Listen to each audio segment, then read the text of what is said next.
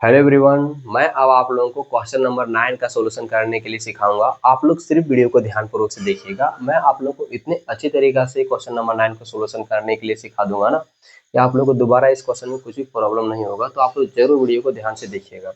देखिए दोस्तों, क्वेश्चन में क्या लिखा हुआ है कि ए rectangular sheet of paper is 15 multiple 3/4 centimetre long and 12 multiple 1/2 centimetre wide. Find its perimeter. मैं सबसे पहले आप लोग को इस क्वेश्चन को अच्छे से समझाता हूँ। क्वेश्चन में क्या बोला है। क्वेश्चन में बोला क्या है कि एक रेक्टेंगुलर शेप का एक कोई पेपर है, ठीक है। जैसे मैं आप लोग को यहाँ पर इमेज में इस प्रकार से बना करके दिखा देता हूँ। इस प्रकार का सपोज दैट समझ लीजिए कि ये कोई पेपर है जिसकी जो लंबाई है यानी जो लेंथ है वो क्या किया गया हुआ है, दिया हुआ है 15 मल्टीपल 3/4 सेंटीमीटर दिया गया हुआ है, ठीक है। यानी ये लेंथ इतना दिया गया हुआ है। आगे क्वेश्चन में क्या बोलता है, 12 मल्टीपल 1/2 सेंटीमीटर वाइड, यानी इसकी जो ब्रेथ दी गई हुई है वो ब्रेथ जो है और 12 मल्टीपल 1/2 सेंटीमीटर दी गई हुई है, ठीक है। इतना देने के बाद क्वेश्चन में क्या बोलता है, फाइंड इट्स पेरीमीटर। तो बताइए कि इसकी पेरीमीटर क्या है, यानी इसकी परिधि क्या है, ये आप लोगों से पूछ रहा है, ठीक है। तो ये क्वेश्चन में पूछा है। तो इस तरह का जब भी आप लोगों को क्वेश्चन आएगा ना दोस्तों, तो आप लोग समझ जाइएगा कि आप लोगों को ये फॉर्मूला बेसिस का क्वेश्चन दिया गया हुआ है। आप लोगों को फॉर्मूला याद होना चाहिए। अगर फॉर्मूला याद नहीं होगा तो आप लोग इस तरह के क्वेश्चन को सोल्यूशन नहीं कर पाएंगे, ठीक है। तो चलिए मैं आप लोगों को बताता हूँ कौन सा फॉर्मूला यूज होगा और इसको किस तरह से बनाना है। तो सबसे पहले सिंपली क्या लिखेंगे, इस प्रकार से लिखेंगे कि गिवन दैट, ठीक है। यानी जो भी दिया हुआ रहेगा उसको लिखना है, जो भी डाटा दिया रहेगा इस डाटा के अनुसार से, यानी इस क्वेश्चन के डाटा के अनुसार से बात करें तो इसकी जो लेंथ दी गई हुई है वो क्या दी गई हुई है, 15 मल्टीपल 3/4 सेंटीमीटर दी गई हुई, ठीक है। तो देखिए यहाँ पर ये क्या किया गया, मिक्स फ्रैक्शन में दिया गया हुआ है। तो मिक्स फ्रैक्शन में दिया है तो इसको हम लोग सिंपल फ्रैक्शन में पहले कन्वर्ट करेंगे।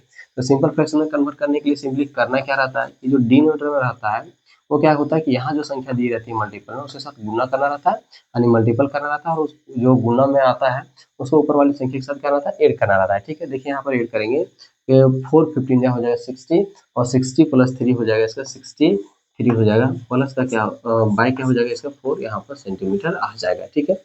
आगे देखिए इसी के क्वेश्चन में जो ब्रेथ दी गई हुई थी और दी गई थी 12 मल्टीपल 1/2 सेंटीमीटर दी गई हुई, ठीक है।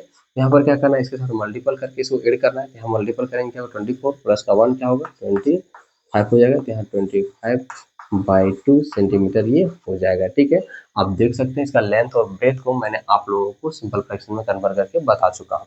अब देखिए इसका क्वेश्चन में क्या पूछा था, पेरीमीटर। तो सिंपली देखिए इसको हम यहाँ पर लिख देंगे, पेरीमीटर ऑफ रेक्टेंगल, ठीक है। ये हम लोग यहाँ पर लिख देंगे इस प्रकार से। तो पेरीमीटर ऑफ रेक्टेंगल, तो एक चीज ध्यान दीजिएगा, इसका फॉर्मूला क्या होता है, 2 इंटू का एल प्लस का बी होता है, ठीक है। आप लोगों को मैं ये फॉर्मूला बता दे रहा हूँ, आप लोग अच्छे तरीके से याद कर लीजिएगा। या क्वेश्चन में ही सिर्फ यूज करने के लिए नहीं, बल्कि आप लोग को भविष्य में जब भी इस तरह का कोई भी क्वेश्चन पूछे तो आप लोग उसका आराम से जवाब दे पाए, इसीलिए आप लोग जरूर याद कर लीजिएगा। फॉर्मूला इंपॉर्टेंट है, ओके। याद होगा तभी क्वेश्चन बनेगा।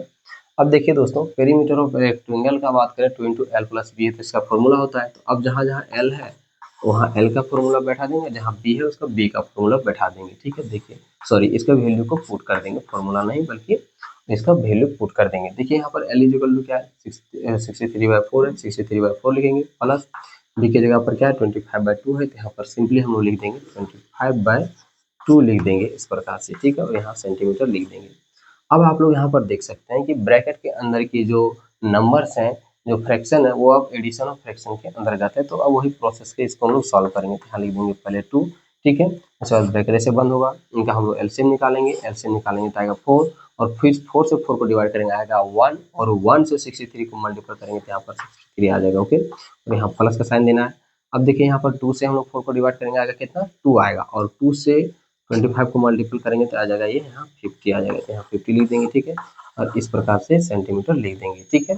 अब देखिए दोस्तों यहाँ पर क्या है, प्लस है, यहाँ पर भी प्लस है, तो प्लस प्लस क्या होता है, प्लस होता है, ये ऐड हो जाएगा। तो देखिए ये ऐड होगा तो क्या होगा 113/4 सेंटीमीटर हो जाएगा, ठीक है। ये इसका आ जाएगा। तो देखिए अब इसको हम क्या करेंगे, इसके साथ मल्टीपल करेंगे क्या होगा 2 मल्टीपल यहाँ पर 113/4, और यहाँ देख सकते हैं इसके नीचे कुछ नहीं तो 1 हम लोग दे सकते हैं, ठीक है, सेंटीमीटर आ जाएगा।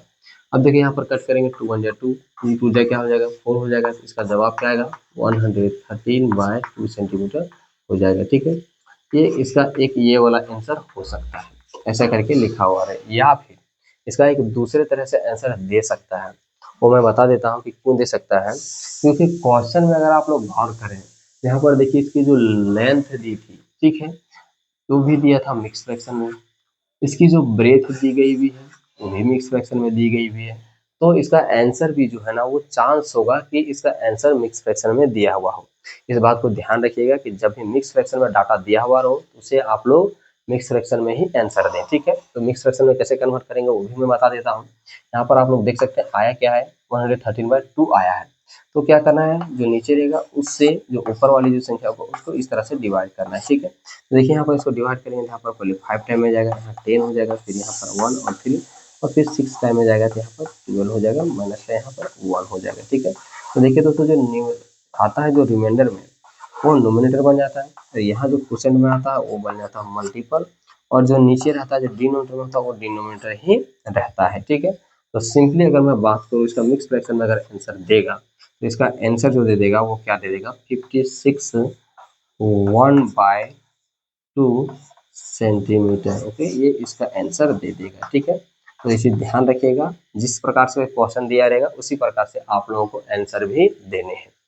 अगर आप लोगों को अच्छे से क्वेश्चन नंबर 9 समझ में आ गया ना, तो अगर आप लोग चैनल को सब्सक्राइब नहीं किए तो कर लीजिएगा, क्योंकि चैनल को सब्सक्राइब करने में कोई पैसा लगता नहीं है। ठीक है।